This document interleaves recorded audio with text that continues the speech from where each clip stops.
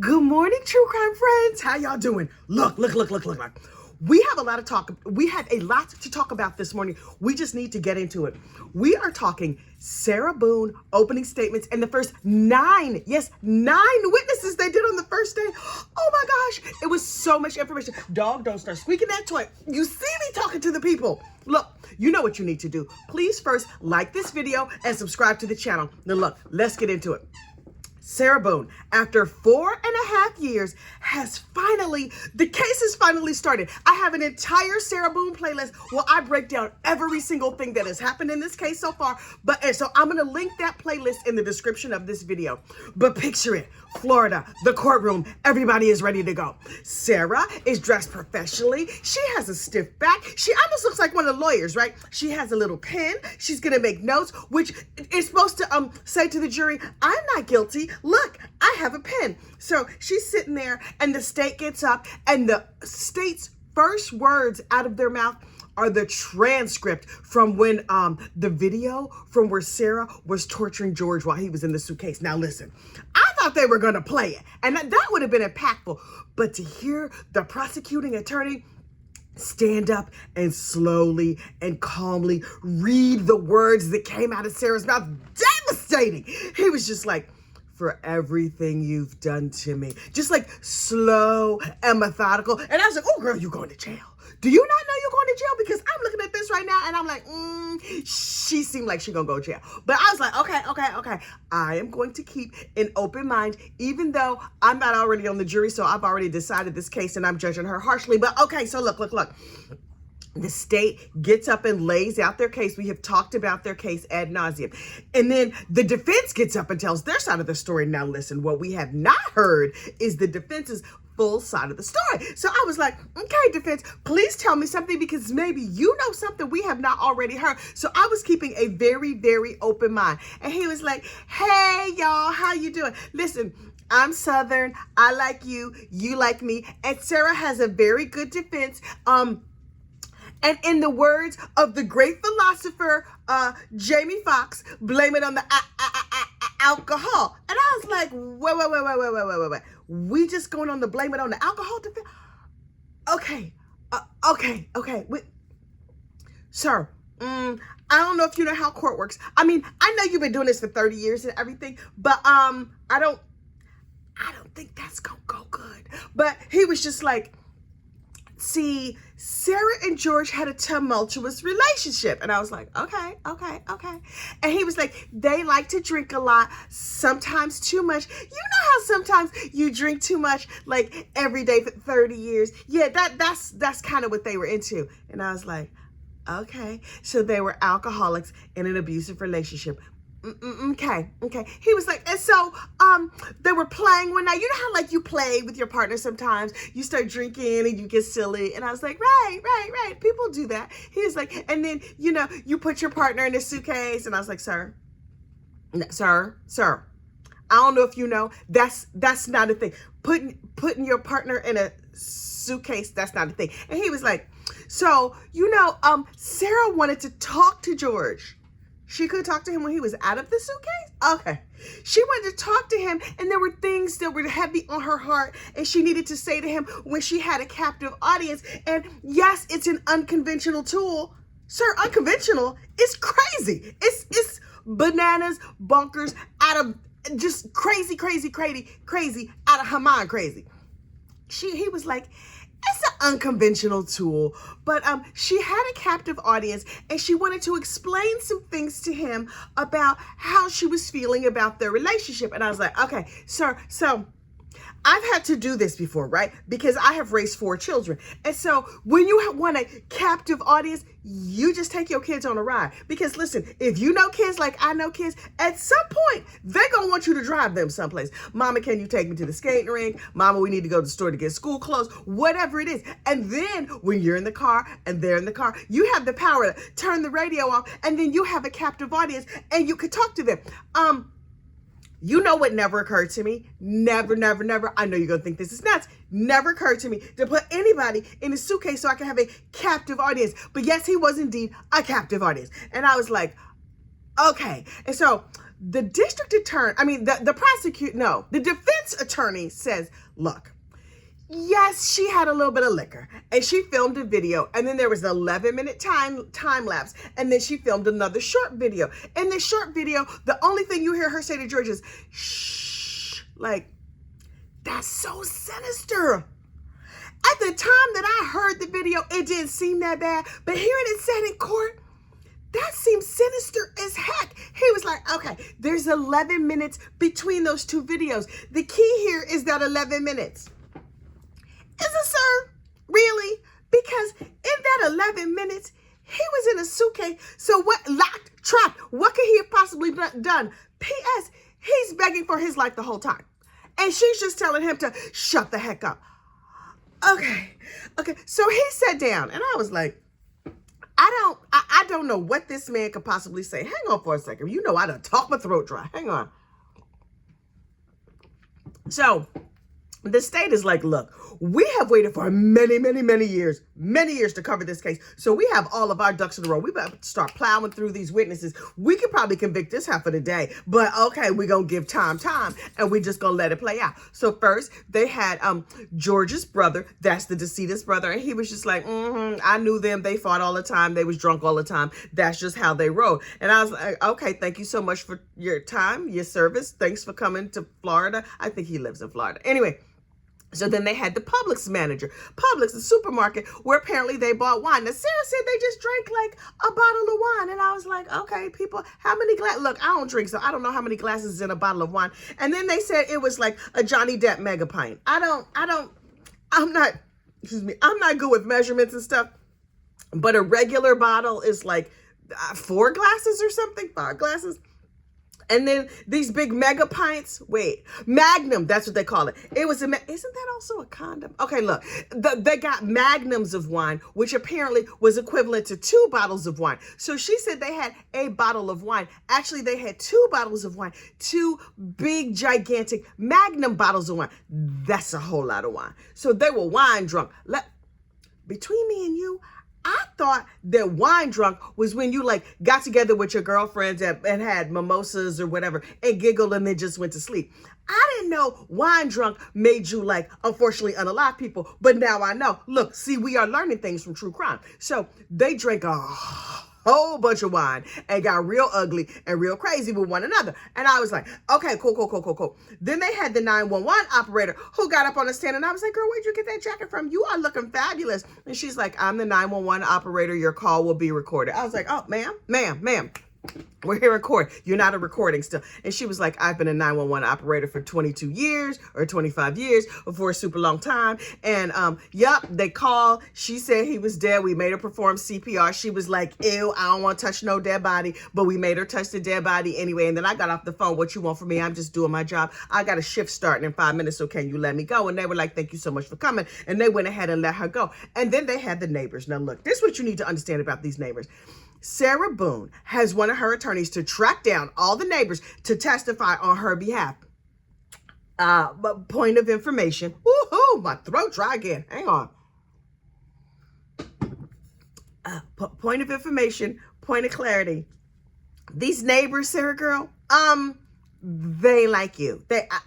I know you're gonna find this shocking, Miss Sarah, but they ain't like you. So the first neighbor who lives in New Jersey. Hey, New Jersey, how you doing? I live in Jersey too. What part of Jersey you live in? North Jersey, South Jersey? Anyway, so the neighbor has come in from New Jersey, and he was like, I used to live down in Florida when I was in college, and it was a low rent apartment with some crazy drunk people living next door. And I was like, that tracks. That seems like what you do in college. And he was just like, look, I was working my shift and I saw them, but they were drunk 24/7, not 23/6, not periodically and from time to time they were sober. They were drunk all the time, half dressed, roaming around the apartment complex, acting crazy, being loud. And he said, and I saw Sarah one day, and I know a lot of people in the complex had complained about Sarah. So Sarah was like, if you ever hear anything from my apartment, you know that he probably got high off the wine breath. Can you get a contact high from liquor? I'm not sure. But she was like, don't say anything. We don't want to get in trouble. Listen, you know that conversation was crazy. You know, 100% she does not remember it, but okay, whatever. But he was like, on the night of this particular incident, it was a lot of banging around and stuff. They was making a lot of noise. And I was like, the drunk people are at it again. Okay, we living in this low rent apartment because we in college, but nah, this couple next door is a whole mess. And so instead of just reporting them to the office, we just go sit back and enjoy the show. And I was like, thank you for coming to town, Mr. New Jersey. You get on back to your regular life. I'm going to see you down there at the Piggly Wiggly. Anyway, then neighbor number 2 came. Neighbor number 2 kind of won the internet, and let me explain to you why.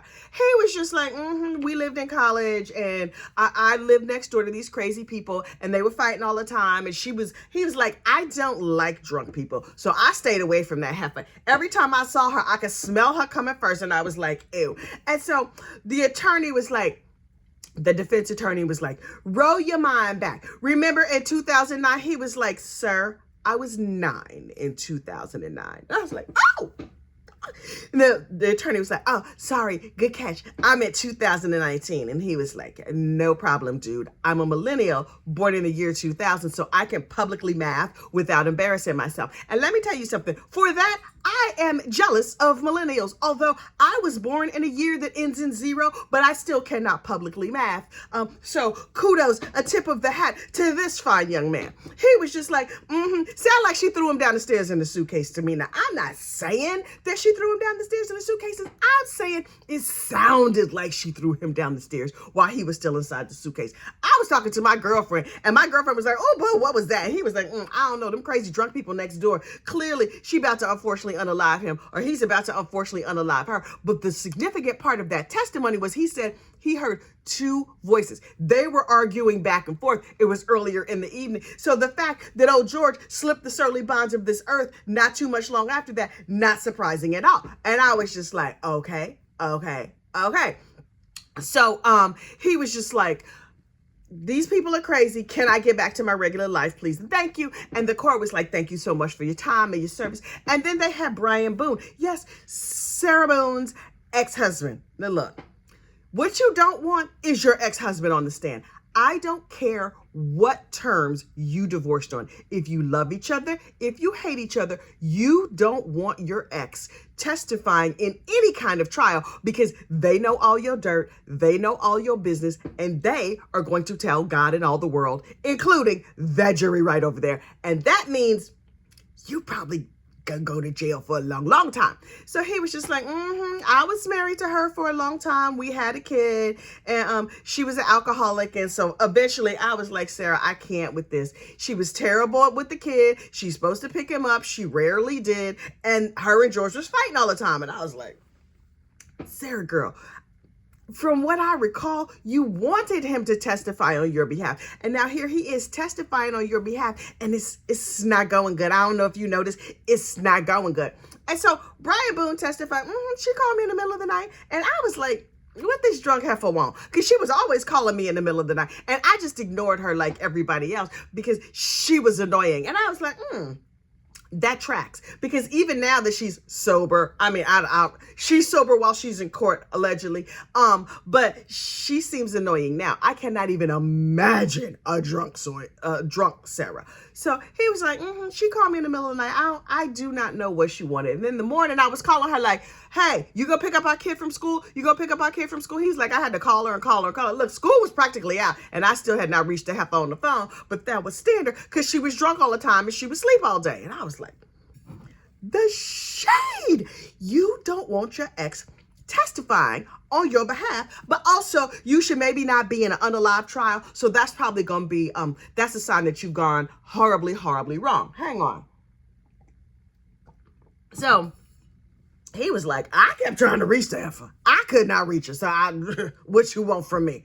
And so they said, when you finally reached her, what did she say? He was like, oh, well, she said George was dead. And I was like, just like that. She was like, George is dead. And he was like, okay, listen, I'm gonna walk my dog and maybe take a shower and shave and make some lunch and then I'll be over. And she was like, no, George is dead. And he was like, well, call 911. And she was like, okay, but first I need some alcohol. You know, because, you know, hair of the dog, when there's an unfortunately unalive person on your living room floor, some people think you have to call for help, but me personally, I think, ooh, I need some alcohol. So she went and made herself a drink and smoked herself a cigarette. Girl, you real comfortable with a corpse on your dining room floor. Now listen, if I see the corpse of a mouse on my dining room floor, I'm nervous. You have the corpse of the man you love on your dining room floor, and you just need to go for a smoke? Heifer. So he apparently told her 3 times to call 911, and she was like, okay, yeah, but I'm waiting for you to come and do it. And he was like, heifer, call 911. And she was like, okay. And then he got there and she's like, okay, can you call 911? He's like, you haven't called? Have I call the police? And so she was like, okay, but can you sit in here with me? And he was like, next to the corpse? That's gonna be a no for me, dog. I'm gonna sit out here in my car because you're clearly crazy and you're going to prison. And now I'm thinking of all the places that I could move our child to be away from you and all your madness. Ooh, all the alimony I'ma say. Yeah, you're never getting custody. Now, this is his internal monologue, according to me. And she was like, right, but you have to help me get out of this. That's not what she said. In my opinion, that's what she was thinking. And he was like, right. I'm gonna move to Minnesota. What else would I like to do with my life now that this heifer going to jail forever, ever? And she was like, okay, yeah. So you're not gonna sit with me next to the corpse and smoke cigarettes? And he was like, no. And she was like, okay. So then she called 911 and was like, oh my goodness, it was an accident. Don't make me perform CPR. I'm trying to give CPR to this cigarette and I'm trying to nurse. I can't nurse him when I'm nursing my drink at the same time. Wine. Anyway, the police show up and I was like, okay, the police are here. They're gonna help. Although I'm not entirely certain what kind of help they can offer because he's clearly purple. Purple, in case you don't know, is not a color that indicates being alive. So he was ever so slightly purple. And then officer, what was her name? Did I write down her name? Oh, I didn't write down her name. Something Rodriguez. A pretty black lady. Oh, she was gorgeous. She was calm. She was professional. She was like, I'm there with my body cam. I might have accidentally showed George, who was unfortunately unalive, dead like a carp on the floor in the dining room. I might have accidentally showed him to all the court TV. And honestly, I think that is disrespectful to the decedent to show their body in that condition on the TV. Also, I'm nosy and I want to see. I may or may not have run that portion of the video back so I can see, so that I can report to you live. Not because I'm super nosy. I mean, also because I'm nosy, that's just like an added aside. But I was like, I want to see what everybody see. I want to see every single thing. And so it was just his feet. So his feet did not appear purple. They did appear skinny. He was reportedly 5'1" and 103 pounds. Ooh, to be 103 pounds. Child, I need to lose 103 pounds. But anyway, so poor George, may he rest, was dead on the floor, and the beautiful officer's body cam footage showed it. And so she was like, okay, stupid, calm down. Now that's not what she said. That's the spirit of what she brought. And every time Sarah got ramped up, she beautifully just dialed down the crazy. She's like, well, this must be really hard for you. I understand that this is upsetting. And Sarah was like, yes, I know. Can I go get a cigarette? Can I just, and the officer was like, ma'am, it is a crime scene. No, you can't. She's like, I know, but I really need a smoke. They're just there on the patio. And the officer was like, heifer. I mean, no, ma'am. I am a professional and I will not call you the ignorant mamaluke that I think you are. So I'm just going to have you sit here. Please continue to drink out of that garden hose on the side of your house like it's 1974, because that's how we used to roll back in the 70s. Haven't seen anybody do that in many, many decades. But okay, go and sip from your garden hose and sit there. And please try to deal with the fact that you are not having more wine right now or liquor or whatever your preferred drink is. Okay, cool. And then, y'all, the state biologist took the stand. This lady is my personal favorite. Do you know what gray rocking is? Gray rocking is when somebody is just asking you crazy things and going crazy, and you just embody the full spirit of unbothered.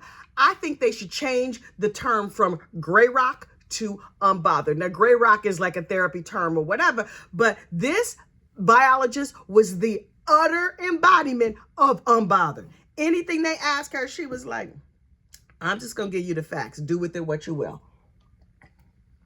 So they said, okay, did you come to the scene of the crime? Did you take pictures? Did you da-da-da-da-da-da? Ask her all the things. And she was like, yes, I took pictures. I was there on this date. I did the thing. And they were like, okay, what was the size of the suitcase? Wait, I wrote it down. She said the suitcase was 28 by 20 by 8. And you know my first thought?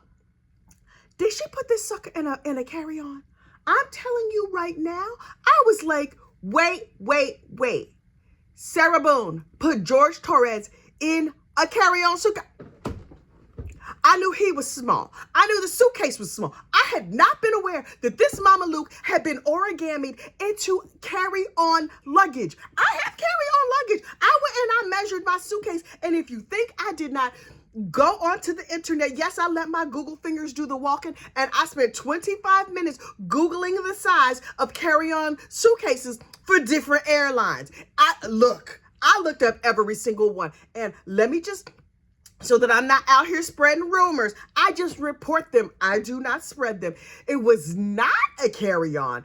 It was the suitcases just a little bit too big to be a carry-on. So if your flight is not full, you can carry this suitcase on. But if your flight is full, you're going to have to check this bag. So it was not the carry-on size. Although in my mind, I was like, she put this sucker in a carry-on.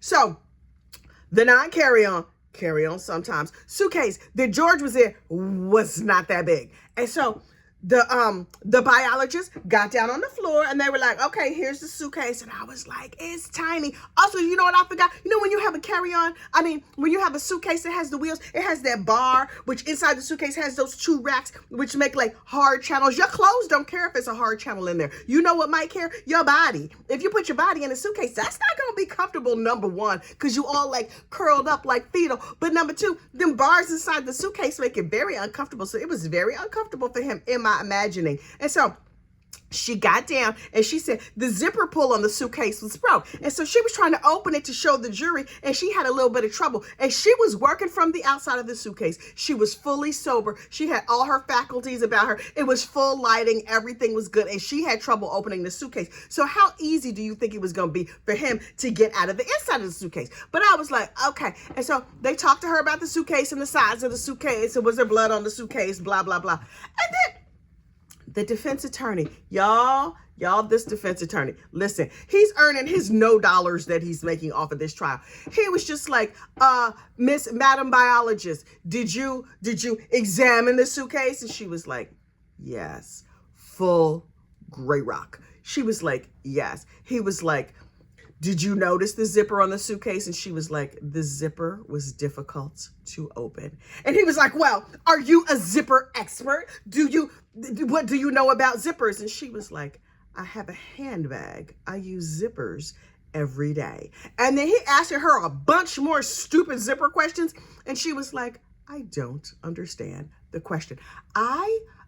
When dealing with idiots, I aspire to be this woman, because she was full just like, I am not a zipper expert. You, sir, are the most ignorant Mama Luke I've ever encountered in my life. But you see all of this right here? I am 100% thoroughly, entirely unbothered.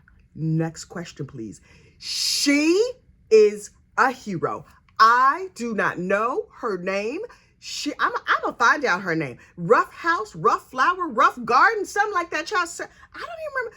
She had a funny last name, but not like crazy funny, just like an interesting last name. I got to find out who she is, because she is an American hero. I was like, yes, unbothered, come through. Anyway, so she explained that she has experience with zippers in that she's a human and she lives a real life. And then they were like, okay, we're going to wrap testimony for the day. And it was almost too much for me. I was just like, so much has happened in this day. And then today we're going to have day 2 of trial. And Sarah Boone is supposed to testify this week. What do you think she gonna get up and say?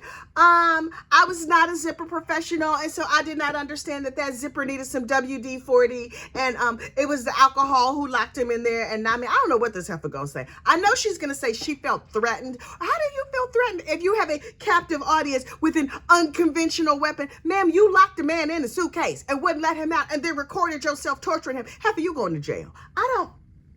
I get the feeling that she does not know, but you know, and I know. And isn't that enough? Oh, I love this trial. Also, as an unrelated aside, word on the street is that Charlie Adelson is almost guaranteed to get a new trial.